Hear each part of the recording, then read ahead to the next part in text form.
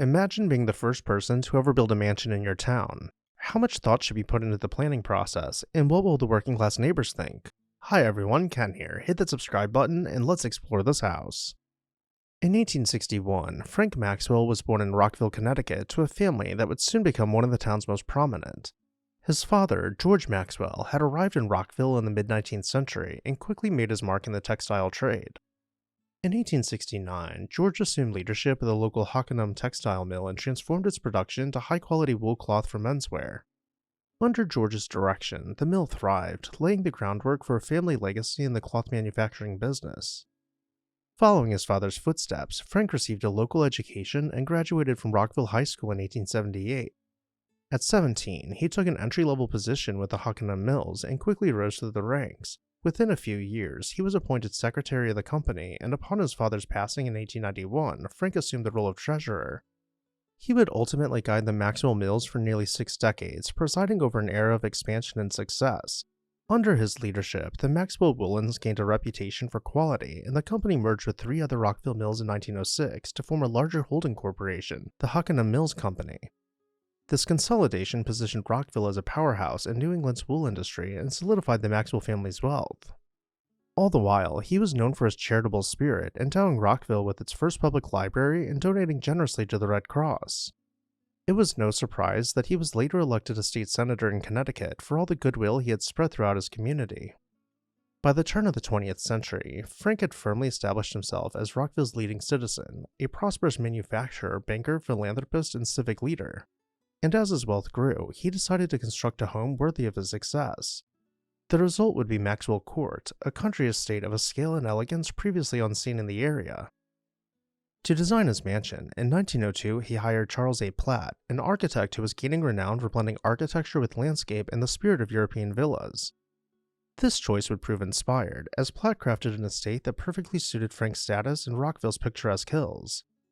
When Maxwell Court was completed in 1904, it immediately drew praise as one of the finest country houses in Connecticut. Charles A. Platt's design blended classical elegance with innovative integration of house and garden, reflecting the latest trends in American estate architecture.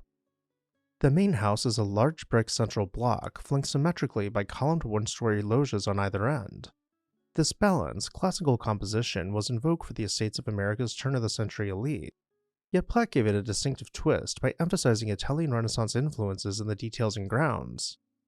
From the moment one entered Maxwell Court, the design spoke to both luxury and refined taste. The original approach led through gates into a walled gravel forecourt, the court that gave the estate its name.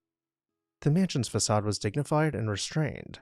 It rose 2.5 stories in brick, with white painted trim and classical detailing. Originally, wooden shutters accented the multi-paned windows, and a row of elegant stone balustrades lined the roof edge of the porches and terrace, adding an extra touch of sculptural detail. These features gave Maxwell Court a polished Georgian Revival look. One could imagine it as a cousin to an English country manor or a grand colonial homestead, yet with a skill and boldness that marked it as distinctly American. It was the grounds of Maxwell Court, however, that truly showcased Platt's genius for landscape architecture.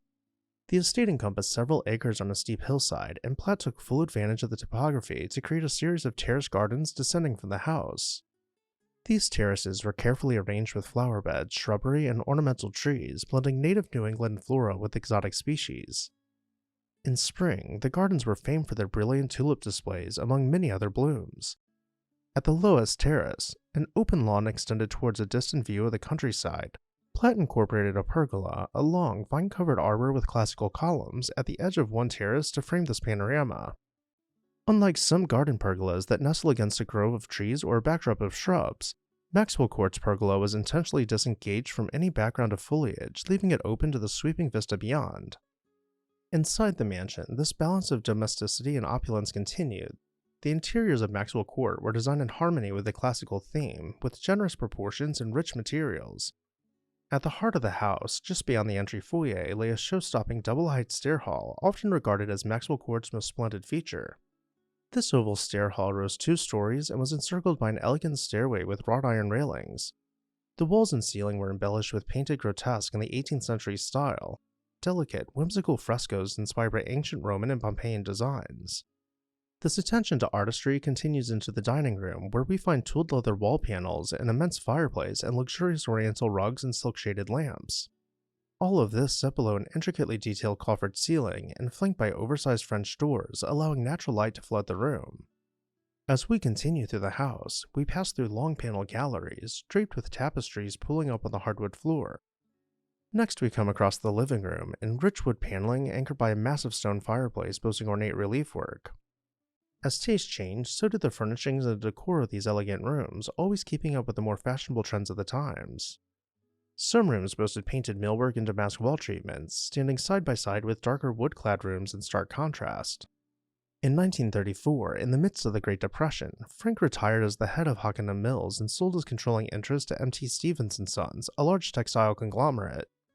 He passed away a few years later in 1942. After his passing, Maxwell Court remained in the family's possession for only a few more years. Maintaining a 20,000 square foot mansion and its extensive gardens was no small feat, especially with the wartime economy and a much reduced household. By the mid-1940s, the Maxwell heirs decided to part with the estate. In 1945, the estate was purchased by the local Elks Lodge. The Elks, to their credit, developed a deep affection for their historic lodge home and took steps to preserve its core features. They may have needed more parking and updated amenities, but they left the main block of the mansion standing with its principal rooms and architectural details untouched. As of today, Maxwell Court remains home to the Rockville Elks, serving as a venue for community events and a gathering place for members. While the once formal gardens are now mostly lawn or parking, and the estate's acreage has shrunk with surrounding development, the mansion itself still stands largely intact. And with that, I'll turn it over to you. What did you think about Maxwell Court? Let me know down below in the comments section. And while you're there, make sure you're subscribed so you never miss an exciting episode of This House.